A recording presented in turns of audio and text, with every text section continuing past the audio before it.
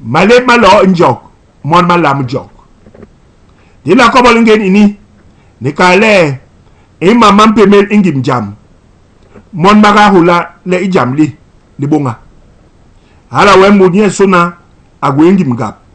John Moore, agwe le ngap ye, le ingap ini yon, hola nye, isangim son, ibongi mam, ikenebusu.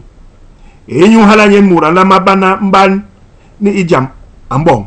John unok le mban unong gobo ndinduru ubarbi.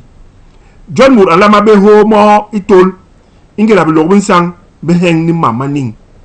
Alama be ba mur yangi leles mur wang mur ikebisu.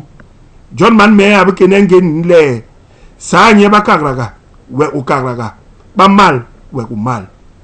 Hala we u bembang mahola le mon makahal ningis we tigale unimi le bag John lingweles.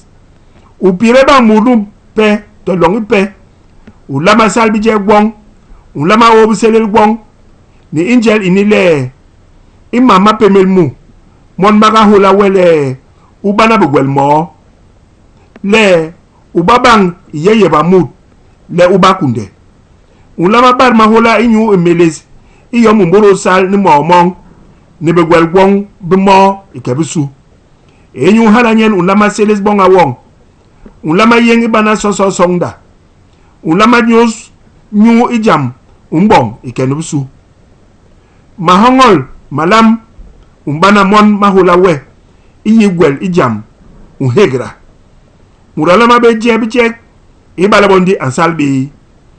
Imurata be bo alama be ba murnjari. Imura yengweles anyi begez ngeng.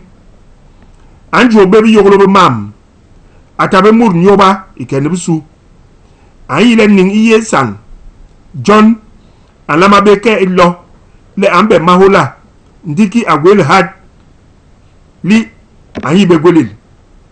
Alama nigil higi kel enyu bong le atembang nimbus enyu le yi yon iye mut.